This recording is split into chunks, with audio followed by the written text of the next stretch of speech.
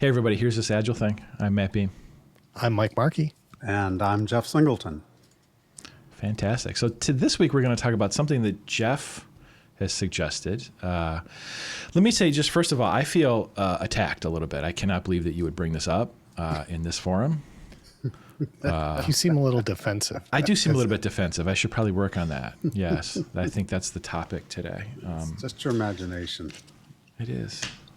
Yeah, you know, Once again. This was brought to my attention actually by one of the people that I'm coaching. And he's a Scrum Master, squad lead. And he asked me if I had seen a video about red zone chickens and green zone chickens. And, you know, there's a bazillion different YouTube videos out there. Some good, some not so good. But I thought I'd take a look at it. And I hadn't heard about it before, but it's basically it's a TEDx talk about cultivating collaboration. And this guy named Jim Tam did a TEDx talk at Santa Cruz, I think it was back in 2015. And in it, he kind of chronicled his observations where they had observed what he calls red zone chickens and green zone chickens, and correlated them to maybe our work environments very subtly. But the whole notion was that red zone chickens were less collaborative, they were much more conflict driven, and the green zone chickens were much more collaborative, and in fact, they produce more.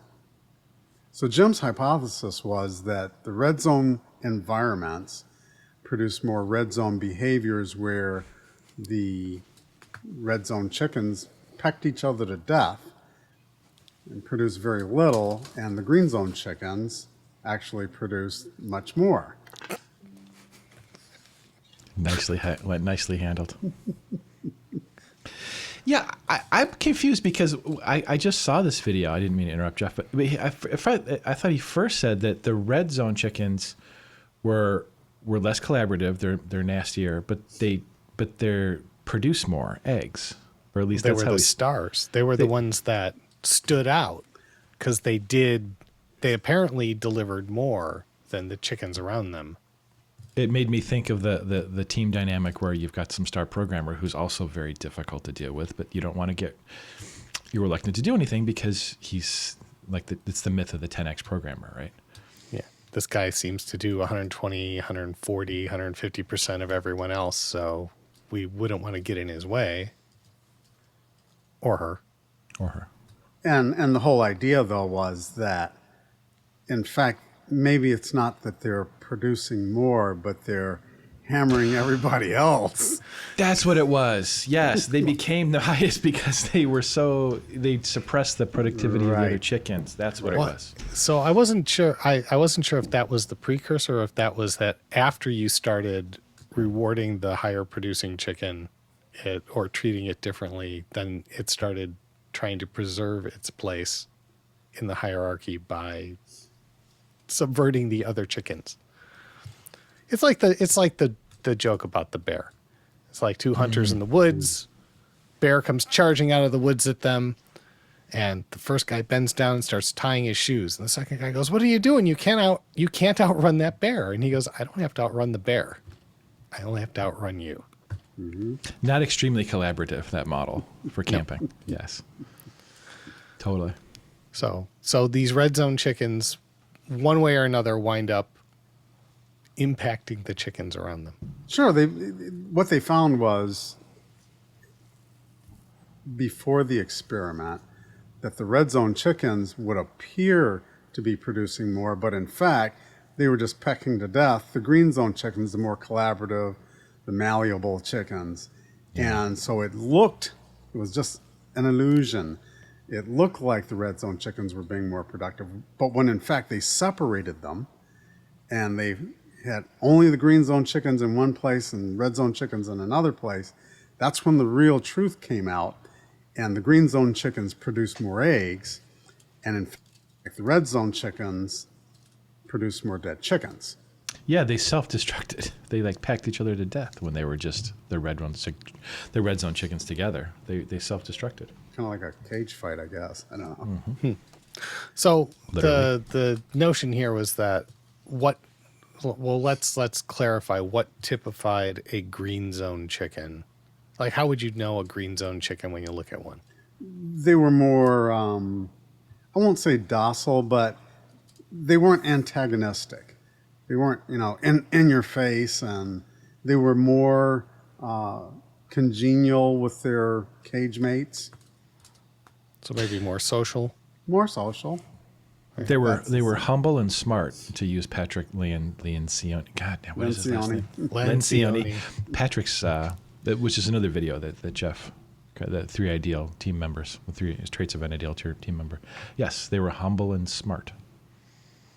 Okay. So we have a bunch of chickens who like to work together with other chickens or live together with other chickens or hang out with other chickens. And then we have the chickens that don't, and they want to be recognized or stand out or in some way make themselves look better than the other chickens. Now that you're so- kind of imbuing, some qualities in a chicken that I'm not sure totally Well- exist, but the inherent behavior was very antagonistic. Okay. So you're just saying that the chicken was, for lack of a better word, an asshole and just pecked the heck out of the chickens around it to the point where they didn't want to be around. They didn't want to be doing the thing that they do, that chickens do, which is Lay lay eggs. eggs. And that's, we Jinx. see that all the time in teams that we work with. I don't want to step beyond the chicken too soon. I wouldn't want to imbue the chicken with powers and abilities far beyond those of mortal chickens. Now that's an oxymoron. Mortal chickens, right? Yeah. I did not pick up the immortal chickens that we were dealing with here. So as far as I'm Super concerned, chicken. interesting. So, all right. So we have these chickens that are jerks. They bully the other chickens. The other chickens wind up being henpecked, as it were. Literally. And so they did separate the chickens into 2 groups. He talked about that, right? So there was a group of, I don't know if it was a bunch of red zone chickens in a group together, but it was certainly a collective that included red zone chickens, and then the other collective did not. Right. All right. And the result over time was that the green zone chickens, by virtue of the fact that just being chickens, they ended up doing more through not getting in each other's way than a group involving red zone chickens that actually pecked at each other. Like, they were nasty chickens. They're Killer. they were hurting each other. And he actually had pictures of, here's a bunch of green zone chickens that you look at and goes, oh, nice, healthy, happy chickens. And then here's the red zone group, and they all looked like they'd been rid hard and put away wet. He said, "Here's what's left of them." Yeah. Right. Yeah. There were less in the picture. There were fewer of them in the picture. And Almost. the ones that were there looked like they were missing feathers, and They were definitely missing feathers. Yeah, it was a little bit scary. So, I think what's interesting, there were a number of interesting things I think that came out of this. His objective was really to focus on what are the personal, maybe individual behaviors that we exhibit that we can control. And I guess at the end of the day, maybe that's all you can really control is yourself. But I think limiting the conversation about collaboration versus conflict just to individual behavior, while it's valuable, I think it's incomplete because we see these environments. And he even alludes to it himself. He says, red zone environments produce red zone behaviors. So it feeds on itself. Green zone environments produce more things of value, whatever that happens to be. In his case, it was eggs. But, It could be software, it could be anything, right? And so having that environment, I think, gets beyond just the individual. Yes, there are individual things that we should do to curb maybe our defensiveness. And that's kind of what, originally it was a discussion about defensiveness, but Well, it was defensiveness, but that was more like a root cause. Like when you got down to it, it's like, so aggressive behavior between members of a team might come off as someone being defensive, but they're almost being preemptively offensive or assuming offense and then going to and it would be really helpful to have an illustrative point right now. This is why I take notes for the podcast. It's, yeah, and I didn't this week, by the way.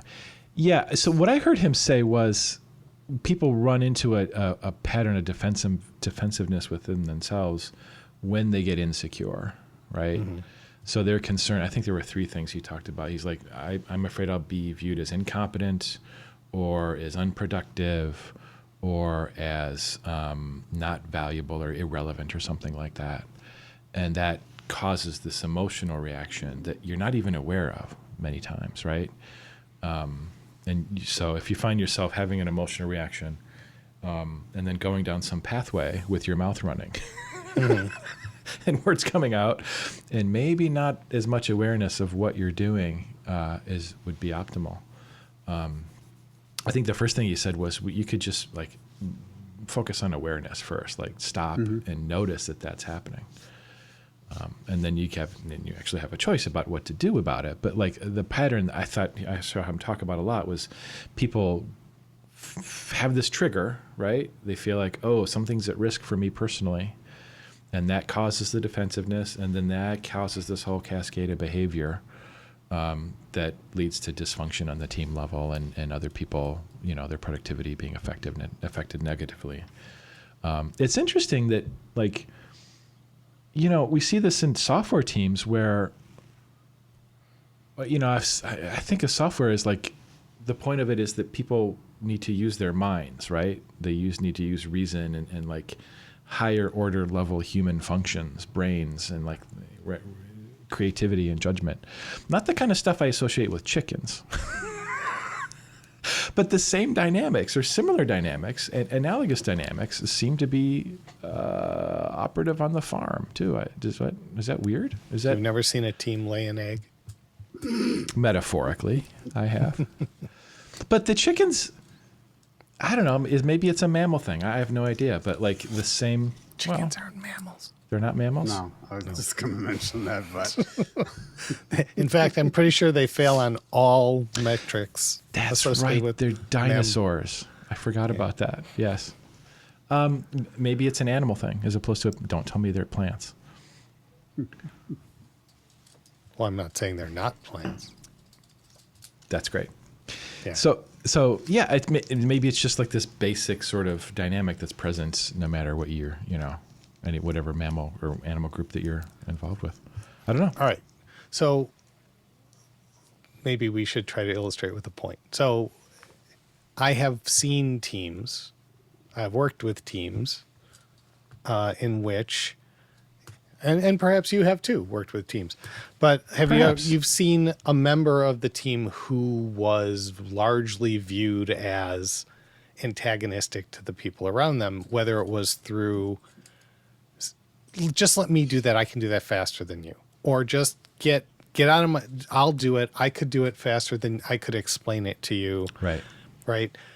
When we came in with Agile into some of these environments, there were individuals who had established themselves as a subject matter expert of a certain thing, right? Mm-hmm. And they were the go-to person, and everyone would always go to them. And what did that give them? In the old waterfall world, what did they get for being the expert, the go-to person on a thing? Title. They had job security. Jobs. Yeah, status and security. No one could possibly get rid of them because then they would lose that capability. Then we came in and said, we're going to make cross-functional teams and we're going to do T-shaped skills and we're going to teach other members of your team to do the thing that each of you knows how to do really well so that each of you stops being a bottleneck in the delivery of work from your team. And we immediately told those people that the thing you have been known for is no longer your distinguishing trait or will evolve to not be your distinguishing trait. And perhaps foolishly, we presumed that they'd be okay with that. Yeah, maybe we failed to anticipate that. I guess what you're saying is we're telling the people that their uniqueness, their specialness is melting. Or maybe it could be perceived that way, and didn't give them a positive vision for how they could evolve and become greater as well. Because what you're saying is the team is going to evolve as the skills sort of move across the team. But then that gives them an opportunity as well to get better or to get to the next level. Maybe that's a way to frame it. Well, and we can say that, I mean, I know I've tried that. I've tried to say, well, this is good for you too. I mean, you get to go on vacation and not fret about what's going on while you're gone because there's other people who can pick up the slack. You don't get the call at 2 a.m. because there's no one else to call because there's other people who could take that call. I mean, there's lots of benefits that we could say that these people could enjoy. And in a lot of these cases, that didn't move them. Yeah. Right? They were, I like being Right. important. I like being known. Why would you take what I like away from me, right? Endangering my future and my livelihood and all this stuff. And so what did they do in retaliation to that? They would get antagonistic with the other members of the team. Yeah, I could do what the coach is telling me to do. I could cross-train you on this, but then it's going to take longer. And this is important and we need to get it done. And so they would become insulting to the other members of the team, or they would become aggressive toward the scrum masters or the coaches who were encouraging this behavior, or they'd go running, leaping over people's heads and crying to management and saying that they're trying to make me be inefficient, right? These are all things that I have seen that I would say are red zone behaviors. Yeah. Not in the greater good, not in service of the greater good. Yeah, I think it's I know I just made this point, but it's a lack of a positive vision. Like it's like we took something away from them, but we didn't give them something in return. It's like nature abhors a vacuum, right? If you're going to take something out, something needs to take its place. And in the absence of that, maybe you can't really expect anything different from a person. Right. So in effect, they're pecking everyone around them to keep them from stepping in and taking their spot as the go-to person. Yeah. Yeah. Agreed. And that I think addresses the individual insecurities. And we do have to figure out better ways to engage people so that they're not feeling threatened, and will be more engaged in change and spreading the love amongst their teammates. But I think there's another element, and it's this whole systemic element, because while we can try to address the individual, and at its core, you do want people to feel non-threatened. You do want people to open up. You do want people to feel like this is a safe environment for me to spread the love, and let's actually work together and be more collaborative. But there's also this whole environmental systemic thing.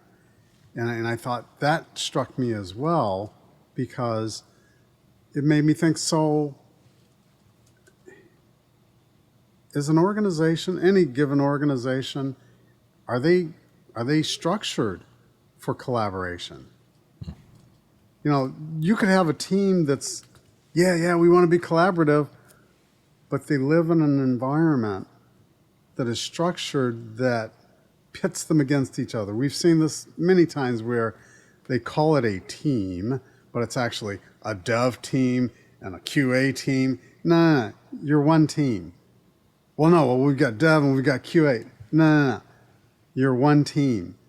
And trying to get that through to people, well, I report through the QA part of the organization and I report through the dev part of the organization. And there are some inherent conflicts right there. And so if we're not even structured for collaboration, even the best intentioned people are naturally going to fall into anti-collaborative patterns, even if it's not conflict, but it's not collaborative. 100%. I think it's too much to ask people to overcome like incentives that would drive them away from collaboration, right? If you're asking somebody to put their positive review or their bonus ahead of, if you're asking them to give that stuff up so that they can engage in this behavior that you're describing to them, I think that's probably a bridge too far. It's like we talked about in past episodes about the mental models, right?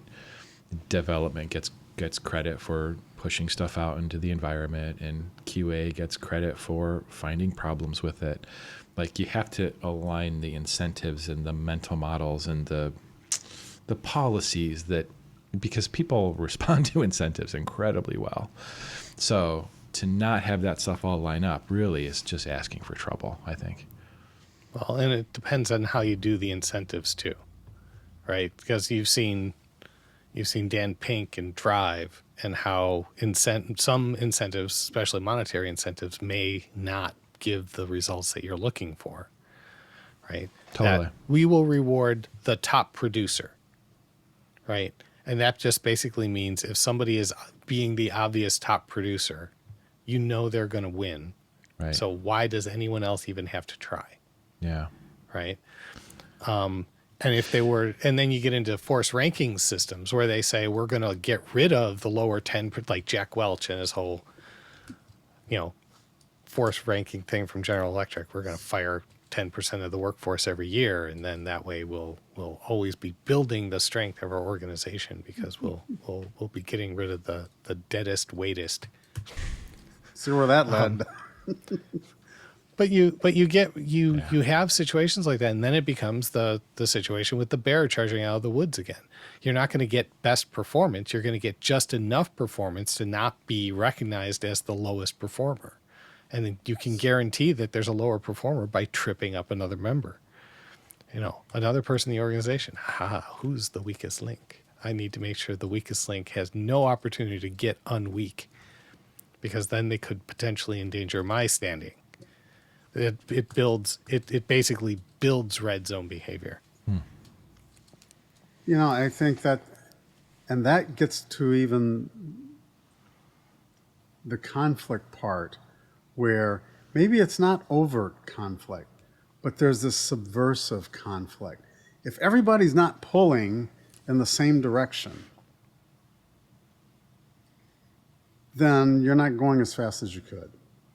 And so if you've got people competing within the organization, pitting one team against another, it might sound like a great idea. It's healthy competition. Yeah. But there's a cost to it. And the cost to it is it's slowing you down from delivering something outside of the organization. The people that you should be competing against are your external, the true competitors. If you've got a competitive environment going on internally, it may, like I said, on the surface, it may seem, that's a productive way to do things. No, I don't think so. There's probably more cost to that than having them be collaborative. What gets labeled as healthy competition is in fact the opposite. It is unhealthy. It is hurtful and harmful, as we go through. Well pronounced. Yeah, humans are sophisticated. Thank you. Thank you. Humans are sophisticated, and all the the systems of managing people, they lead to unintended consequences all the time. This is a great example. And HR has to be involved in these discussions. We can come in and say, hey, organization, hey, team, change the way you are. We can even give them a shiny vision of the future if they didn't continue down this path that they're doing right now. But their HR department, their annual reviews can turn right around and undo everything we said by not going along with that. Yeah. Right?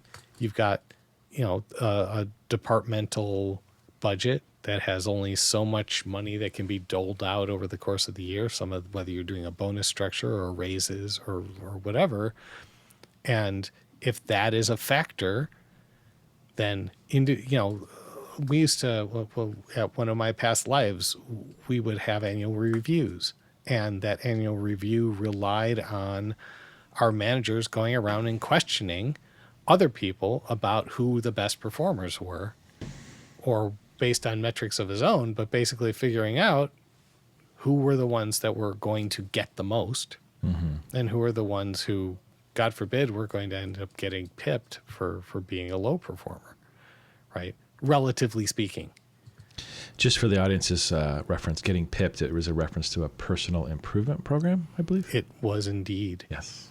Otherwise known as short-term goals. You will have X amount of weeks, months, whatever, to prove that you can reach some performance state, or you will no longer be invited to perform at all. And we're going to put a whole lot of hurdles in front of you to make sure you don't, because usually a PIP, and I know I'm digressing here, a PIP is the very first step in removing someone. I mean, that is the strategy behind a PIP. Unfortunately, too many organizations have already decided that they want to get rid of you. The PIP is just the legal step they have to get through in order to move on to the next logical step in the process. Sorry for the digression, Jeff. Yeah, says. sorry. Jeff, I don't know if you know this. Podcast actually comes from a Greek word that means digression, just so you know. So that's what this is for. So this is not to say that every PIP out there in the world is that classification of thing. We've just seen some examples where that has been the case. It's like any other tool. It can be useful in some cases if properly applied. If not, it can be dangerous. That's right. Yeah. A hammer can pound nails, and it can also break windows. This is true. So should we talk about any other, Jeff, you listed a bunch of videos there. Any other ones come to mind in terms of this? I think that maybe the theme of this was conflict and how to manage conflict healthfully, would you say, or was it something? Yeah, I think some of the research that I was doing also kind of tried to peel back the layers. So maybe there's a general acknowledgement that, yeah, collaborative behavior is good. Yeah. And conflict is bad. Yeah, boo, boo, boo. But at the end of the day, so what are we going to do about it? And so you said awareness earlier. And I think that awareness has to be, if we can convey that awareness of the cost of conflict. So, this whole notion of pitting one team against another or whatever, healthy, under the banner of healthy competition, if you could illuminate the true cost of that, what is the cost of conflict? And I think there probably were some articles and maybe even a video in there that I had highlighted about trying to home in on what is the cost of conflict. Can't remember the name of the organization. Res sources or something? Res something, yeah. One of those URLs purported to measure. In fact, I went through, there was like a 12-step survey that asked me a bunch of questions because their thing was we can quantify your conflict. And then they asked me to sign up, and I was like, I'm not giving you my information. But you I don't know. So you didn't get the answer? I didn't get the answer. No, you can, but you don't have to sign up. You could still take a snapshot, and I did download the PDF of the results. Bottom line, you answer these 12 questions, and it's really attempting to, like you said, quantify in dollar terms the things that are associated with conflict in your organization. Some of the things that you do not see. You see maybe the surface stuff, but that there's a much deeper cost that you're not seeing, and that's really what he's trying to drive out. No, I didn't sign up for it because I didn't want to, Yeah. divulge It was my, like my email. suddenly I address. felt a lot of conflict with this organization, and I just bailed. I got angry and I bailed. But yeah, it feels like it's hidden a lot of the times, the conflict, right? Because it's like it's a counterfactual, or it's the unknown. It's like you don't know how much better it would be if they had less conflict, right? Because you don't see that. You just know the world that you live in, and it's full of conflict. And so it's hard to even know what you're missing, I guess, maybe.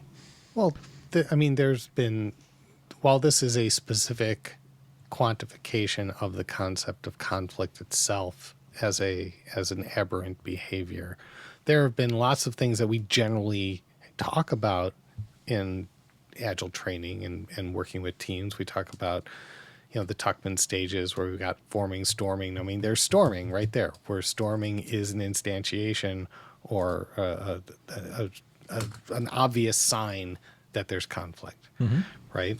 So, we've tried for years to raise awareness of the destructiveness of those behaviors and that we have to do something about it. But we don't usually, I don't think we've had a tool that we could reliably turn to and say that behavior X is the next biggest constraint on your system. Right? No, definitely not. Yeah.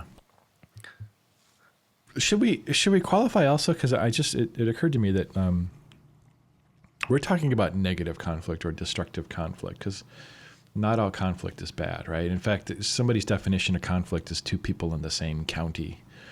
Or two coaches in a room. Three is basically a war. So the idea is we're not going to agree on everything. So conflict is sort of built into us. That destructive conflict. So disagreement is not necessarily conflict. Yes. You can have healthy disagreement. You can say two people could have distinctly different opinions. That's not conflict, right?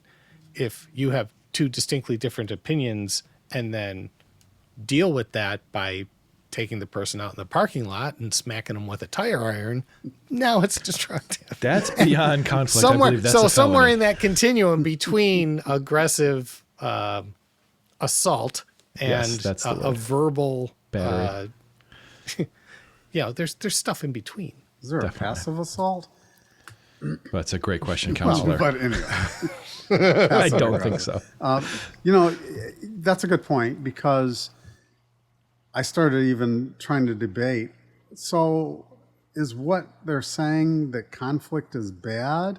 And how do you define conflict? If you listen to David Burkus, Best Team Ever, he says how we treat collaboration, how we treat conflict is to treat it as part of collaboration. It is part and parcel of collaboration. Now, I think, but you have to draw the line. Respectful conflict. I have a different opinion. I would like to illuminate my perspective, but I also need to respect your perspective. And somewhere we meet in the middle to say, oh, okay, we acknowledge that these are the valuable things that come from two different perspectives.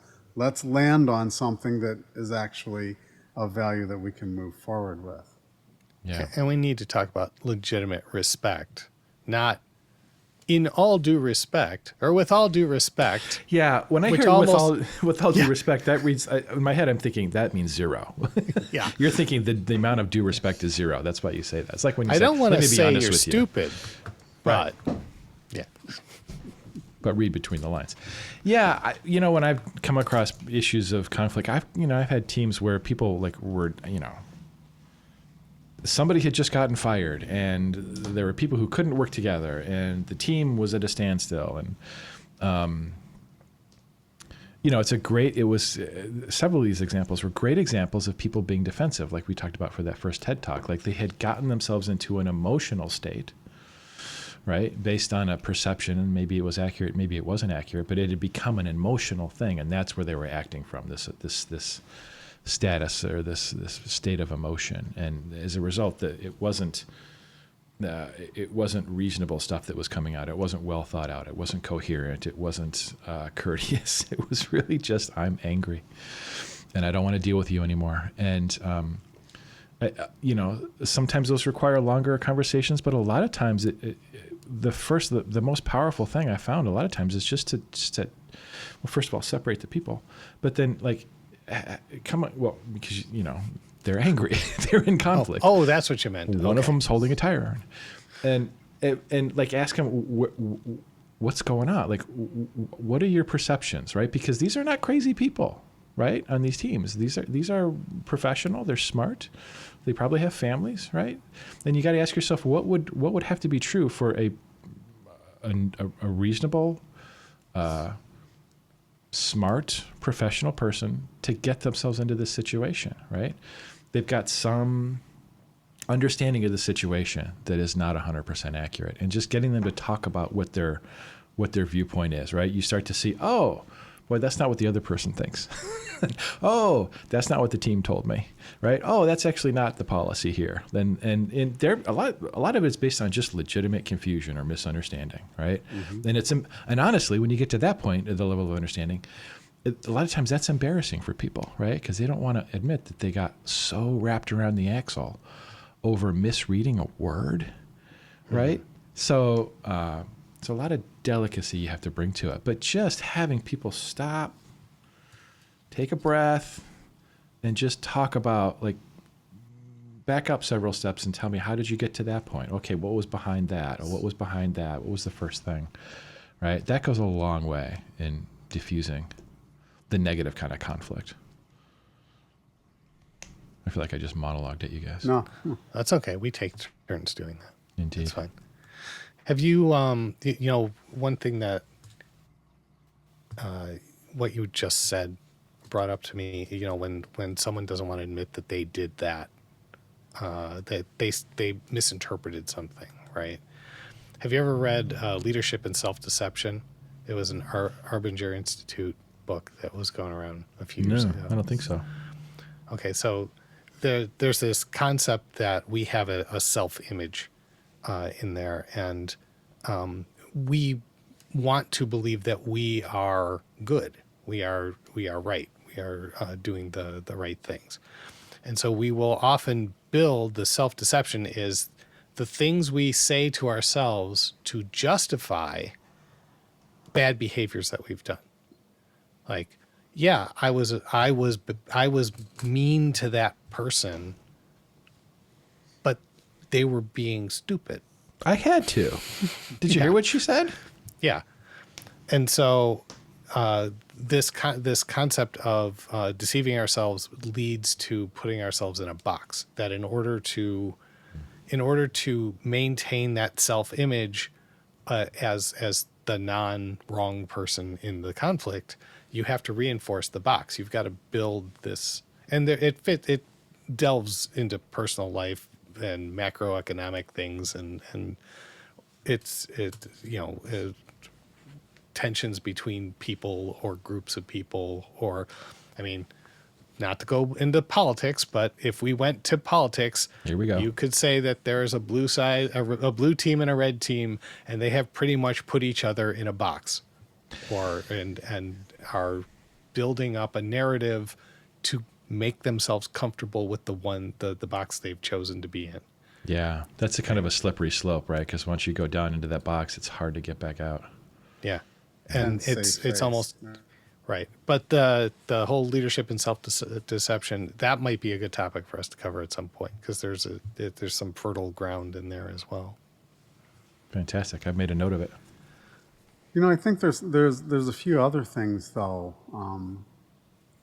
whether it's at the personal level, how can we be more collaborative? Because there's always room for improvement.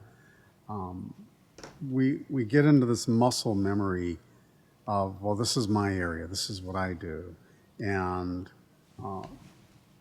we do get defensive about any intrusions or even questioning about, hey, is there a better way to do it? No, I'm doing it the right way. I'm doing it the way I need to get it done. And instead, lowering that that defensiveness, which is fear essentially, and being willing to accept help. So, in your daily stand-up, okay, for 3 days in a row, you haven't made any progress on developing something. Do you need some help? No, I don't need any help. I'm fine. But accepting the fact that, I'm not moving as fast. Why is that? Maybe I really don't need the help. Maybe I just need to focus better. But maybe I do need the help, but I'm unwilling to accept that, hey, I don't know it all. It's almost like you viewing it as a threat versus viewing it as an opportunity. Mm-hmm. Right? Yeah. And maybe you have to give up some of that face or some of that perceived status, although typically nobody else sees the status loss as much as you do, right? Right. It's the person in the spotlight. You think everybody's the center Well, of their own story. We hope, right? Yeah. Although we probably have seen organizations that have apparent repercussions for perceptions of wrongdoing. That's fair. There are some places that are more toxic to work in others, and it's just not safe to look bad, right? That's related to the psychological safety topic, which I think we've talked about it already. We have. And that flows from up all the way down. So, Yeah. It's a culture. we ask why our teams overcommitting, why our teams feeling unsafe. Well, it's because their leaders overcommit. It's because their leaders are not feeling safe, and they're feeling that same pressure. And I've got to be the expert. They can't show vulnerability because they're in an environment, a red zone environment, that doesn't reward that vulnerability. Yeah. That acceptance that, I don't know it all. Well, let's figure it out together.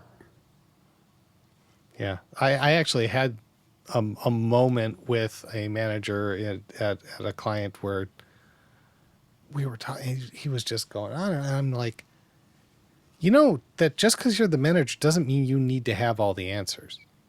You hired smart people so they can have answers, right? Your role is not to have all the answers. Your role is to enable them to find the answers. If you can help by providing it, then that's good. If you can teach them how to find them themselves, that's better.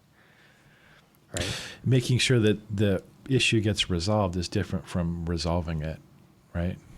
Yeah. Yeah. 100%. Even the thing and I like to think of it as playing outside your lane. We're inculcated almost into, this is your lane, you stay in your lane. And what we try to teach with true teams, not just an assembly of people, is that teamwork means that, you work together, I work together, maybe you have a strength, I have a strength, but together, and if we're doing T-shape or pie-shaped skills or whatever, we can collectively bring this thing across the finish line versus, all right, you just stay in your lane. So, how often do we hear where a dev says, I'm not testing that, that's QA. You mean you can't QA something? No, I can't do that. Why? Would you be lowering yourself to that? And that's the impression that I get. I'm thinking, no, you have a misinterpretation of what it means to be a team member. It's not, okay, I'm Michael Jordan and you all are the bit players. And you just stand on the sidelines, okay? But, to use that analogy, Michael Jordan couldn't win a basketball game by himself. Hey, I don't know a lot about Michael Jordan, but my impression was that he made the other players on the team better. He challenged them. He did, didn't he? He actively tried to help them up their own game, probably because he knew they're on his team, right? The better they are. He needed them too. Yes. Right. Exactly. So what's the goal? Was his goal to be the highest scoring player every game, or was his goal for the team to win every game? Two different goals. Yeah. Mm-hmm. And if the goal is for the team to win, And I think you can thank Phil Jackson partially for I that. finished all my stories. It's those guys that didn't finish theirs. I made all my baskets. I don't know what you guys are complaining about. Exactly, but we But still you, lost. But you didn't meet the sprint goal, right? Oh well, but you lost the game. Yeah, the one thing that matters, we screwed up. Yeah. You know, I saw another thing, and I have to mention it because it's still, this collaboration stuff, it just is so intertwined in everything that we do. And I think it gets a lot of lip service, but it doesn't get enough true dedication. So, and Mike and I have seen this before where we've got a team in the Far Eastern time zone, and we've got that team is split up amongst time zones. So you've got a component that's in India, say, you got a component in the US, and God forbid, one of the individuals is actually in Hawaii. So there's this massive 15 time zone span. And in an assessment that we were doing, it was a few years ago, where we asked, how much time does the team, the collective, spend together? Because if they don't spend any time together or minimal time together, then how do you expect them to collaborate? In what sense are they a team, actually? Right. Yeah. Well, I'll do my part and I'll toss it over to you. And when you pick it up, when you get up in the morning, all right, that's kind of that asymmetrical collaboration, and it has a place. But true collaboration, where we talk back and forth in real time, that's where you make the real gains.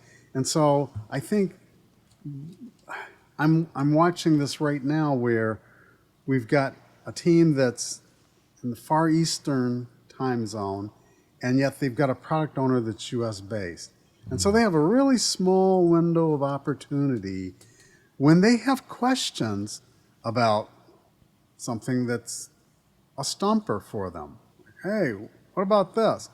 So now they have to wait 8 hours until the product owner is online. And if that product owner is sick or late or whatever, they almost missed that opportunity. Then let's say they pose the question to the product owner, and the product owner says, oh, that's a good question. I don't know. Let me get back to you. Let me get back to you. Yeah. So now you've just wasted more than a half a day, Yeah. and it just continues to perpetuate. And the longer you play this stupid game, you know, when we were playing the ball game, back when we were in person, and we played the ball game, we were able to simulate that. But it's asinine, and there's a cost. And to my point earlier, if we could not just quantify that cost, but actually show leadership, hey, you may think that this is an effective way to do things. And I'm not saying being globally dispersed is a poor strategy. I'm not saying that at all. But then maybe you need to restructure yourselves to minimize that wait time, because there isn't an effective collaboration going on the way you've got things structured right now. Yeah, I mean, at the very least, you probably want to recognize it from a lean point of view, right? You've introduced waiting into the system, and that's one of the primary forms of waste, is to have work stop because it's waiting for some person there. Like, then that is entirely predictable. It's just like clockwork. It's absolutely going to happen when you've got people dispersed, because like you said, when the person who has the question needs to ask the product owner is literally asleep. So like, and you know, one of the techniques for doing this is to look at the Kanban board in Jira or whatever you've got for the different columns of backlog in development and testing, acceptance done, right? And for each one of those to split it up into doing the work and waiting to do the work, right? And if you can get that data collected, because sometimes it's hard for people to remember that it's waiting versus, you know, reflect that in the system. But if you can actually see the flow efficiency of that stuff, it's astonishing how inefficient, like most organizations are. Like most of the time that a piece of work spends in the system where it's being worked on, right, in the sprint, most of that time is just spent waiting. And it's like, the lowest of low-hanging fruit in terms of speeding your team up, in terms of getting quick feedback or getting stuff to them, whatever it is, right? If you've got a system where your work is spent 80% of its time just being idle, waiting for a person, like, you're going to be slower. Right. Well, and that's just mathematically you're going to be slower. Now you take this concept of cost of conflict and put conflict into this equation and look at it this way. A lot of times when an organization's, let's say a US team is working with a team from a radically different time zone, they're doing so probably for a cost incentive. They're going for lower cost, right?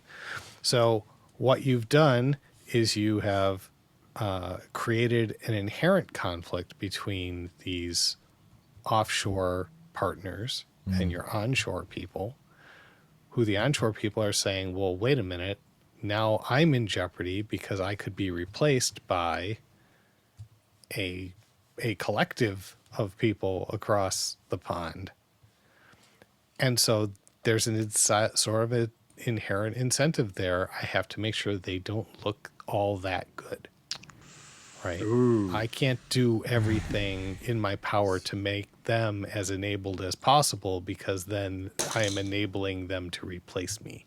That sounds very Machiavellian. Not that we would ever see that in the actual organizations with real people in them. I will bet that somebody can say that they've seen that. I will say a lot of people can say that they've seen that. No more than 3 people on this call specifically. And maybe not any fewer. Yes, indeed. Yes, and I can't help but notice that the desire to push work to other time zones where it's less expensive is a instantiation of that cost-cutting mental model, right? And again, I don't want to say that there's anything bad about seeking a lower cost model, although what it ignores is that's just surface level cost. If you begin to understand what the true cost, when they use the analogy of an iceberg, and what you see on the top is 10%, that's the 10%. So when the accounting folks and the finance folks say, well, we need to seek the lowest cost alternatives in this country, blah, blah, blah, they're looking at the surface level. Yeah. They're ignoring the cost of conflict, the cost of lack of collaboration, the cost of weight. They're ignoring all the other elements that are cost. If you factored those in, maybe that savings that you think you're getting, maybe you're not getting it so much. In fact, maybe it's a loss. Well, and even if it wasn't, but the point being, there's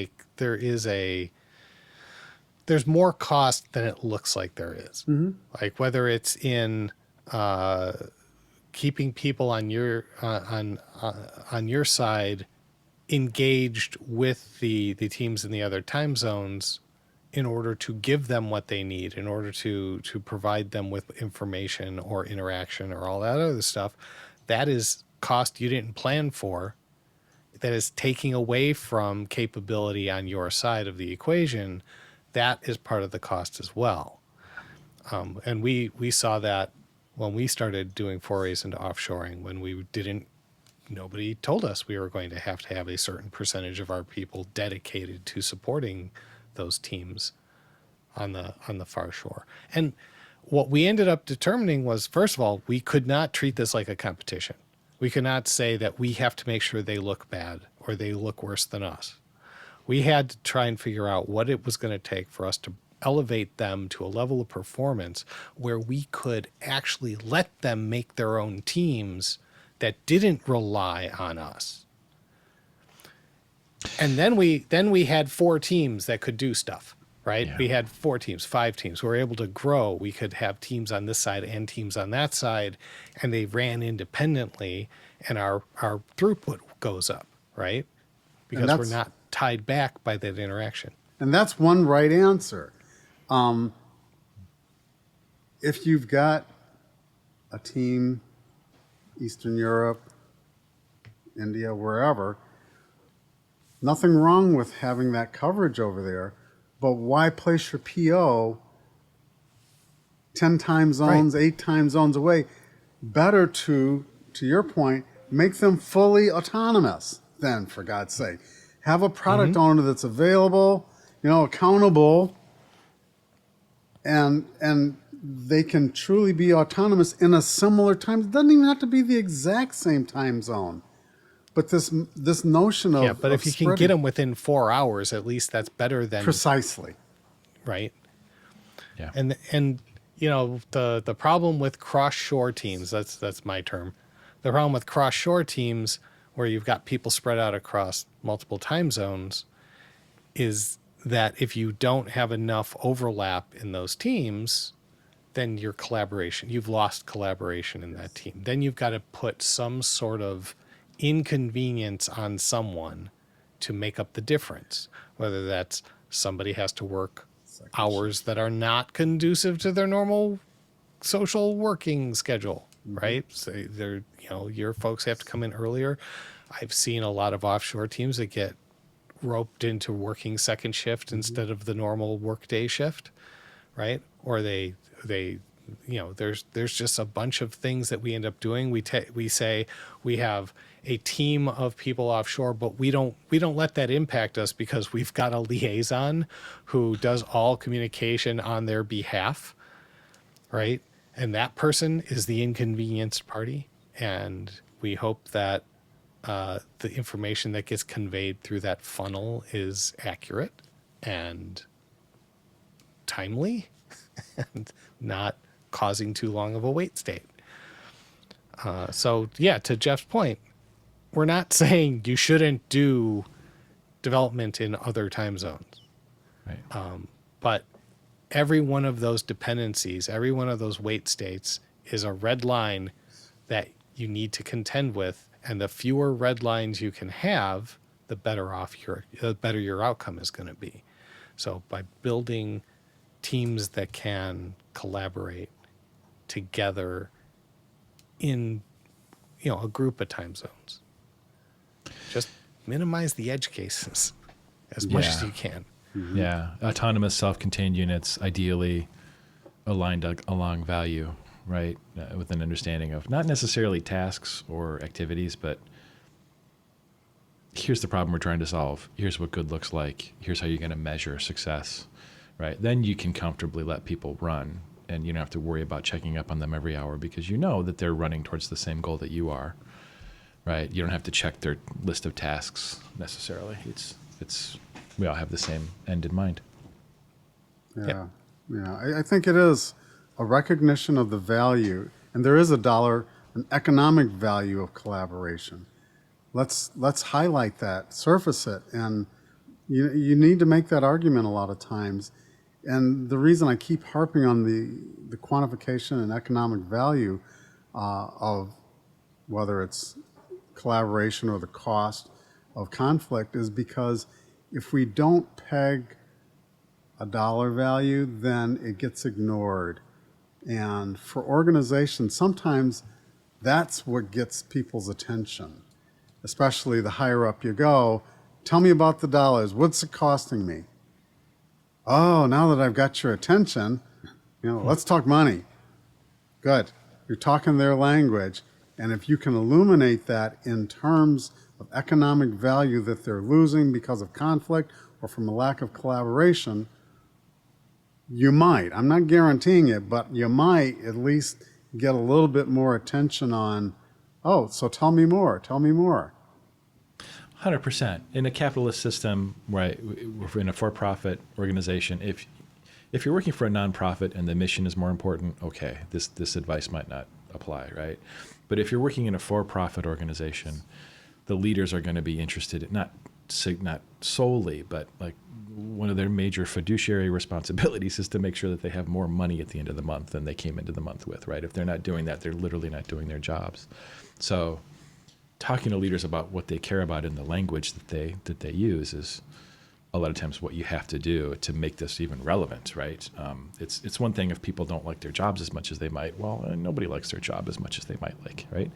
But if it's strategically important to the firm, right, in terms of the quantifiable bottom line, that that is it's a more powerful place to start, right?